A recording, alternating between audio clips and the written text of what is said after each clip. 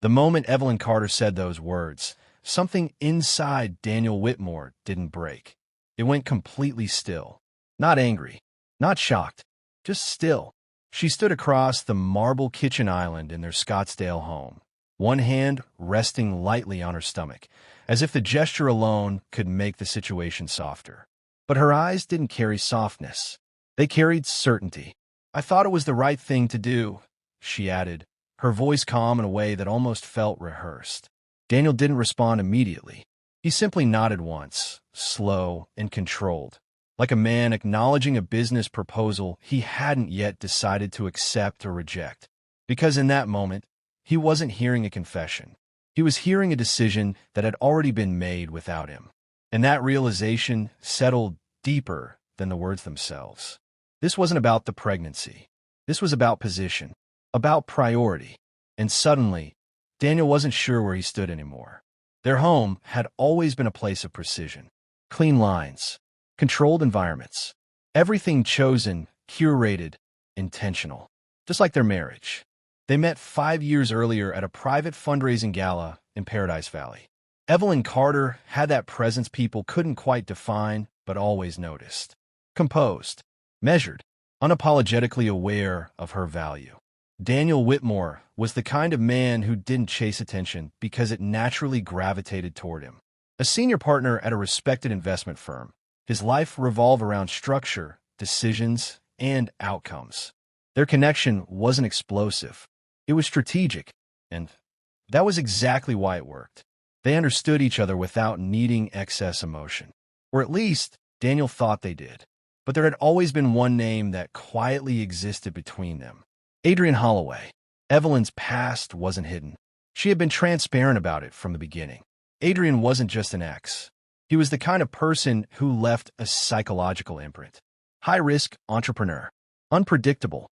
Charismatic in a way that made stability feel almost boring in comparison. Daniel had never felt threatened by Adrian. Not openly. Because in every measurable way, Daniel offered something Adrian never could. Consistency. Security. A future that didn't depend on volatility.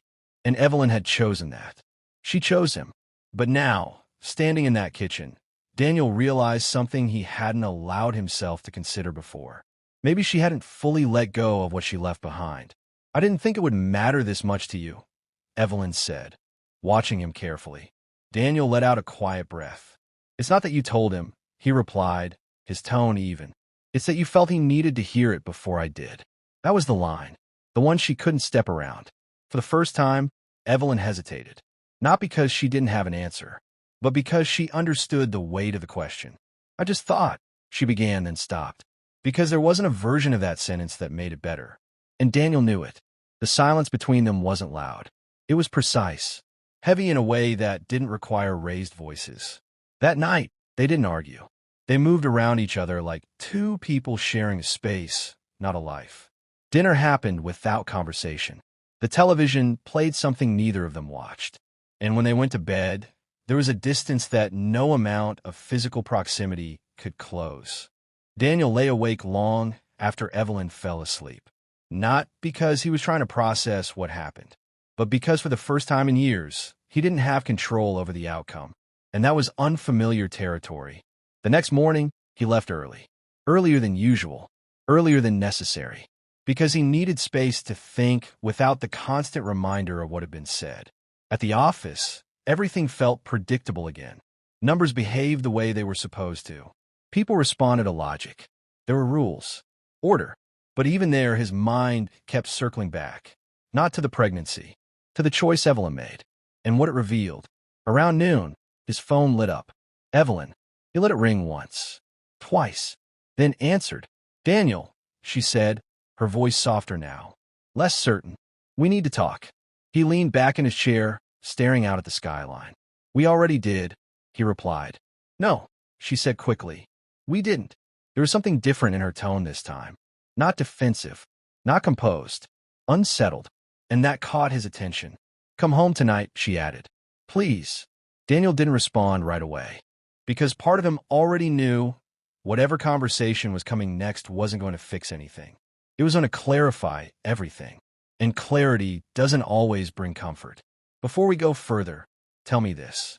If you were in Daniel's position, would you focus on what she did or what it revealed about how she truly sees you?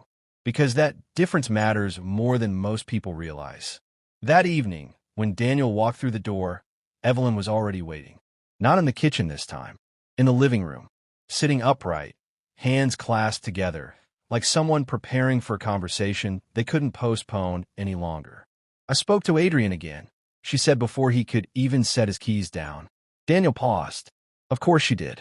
"And?" he asked, his tone unreadable. Evelyn looked at him, and for the first time since this began, there was something close to vulnerability in her expression. "He thinks the child might be his." The room didn't shift. Nothing physically changed, but everything else did.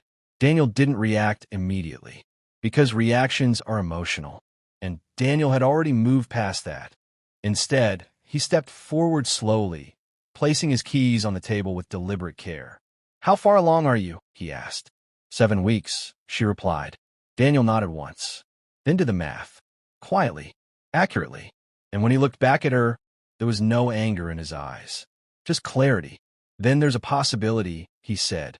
Evelyn swallowed. "Yes."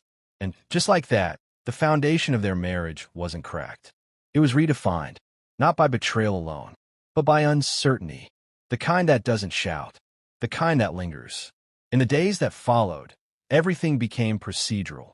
Doctor's appointments were scheduled. Tests were discussed. Conversations were no longer emotional. They were logistical, and that shift was more unsettling than any argument could have been, because it meant something fundamental had already changed.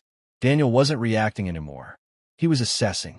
And when someone like Daniel starts assessing instead of reacting, it usually means they've already begun deciding what comes next. A week later, the results came in. Evelyn sat across from him at the same kitchen island where everything started. Her hands trembled slightly as she placed the envelope between them. Daniel didn't rush to open it. He looked at her first, because the answer inside that envelope mattered. But her expression mattered more. Fear, regret, uncertainty, all things he hadn't seen in her before. Slowly, he opened it, read it, and then folded it back just as carefully. "It's mine," he said quietly. Evelyn's shoulders dropped, a breath she didn't realize she was holding finally releasing. Relief. But Daniel didn't mirror it, because the question had already shifted.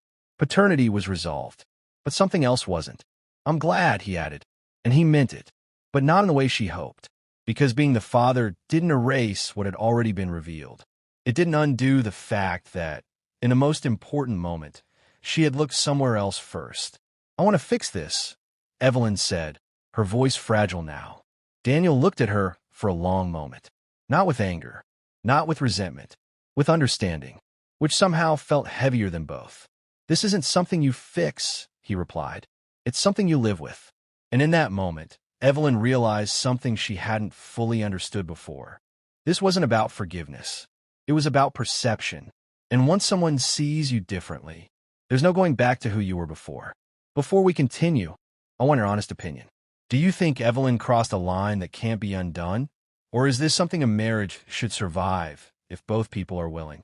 Because what happens next depends entirely on that perspective. Months passed. The pregnancy progressed. Outwardly, everything looked normal. Appointments attended. Preparations made. But beneath that surface, something fundamental had shifted. Daniel remained present, supportive, but measured. There was no longer an assumption of alignment. Everything was observed, evaluated, and Evelyn felt it, in the way he listened, in the way he responded, in the subtle distance that never fully disappeared. The child was born on a quiet morning in late spring. A daughter, healthy, perfect. Daniel held her with a kind of care that came naturally. Because some roles don't require emotional clarity. They require responsibility. And he fulfilled that completely. But as he stood there, looking at his daughter, one truth remained clear. He could be a good father, even if the marriage that brought her into the world was no longer the same. And Evelyn knew it too, not from anything he said, but from everything he no longer needed to say. Because sometimes the deepest consequences aren't loud. They're quiet and permanent.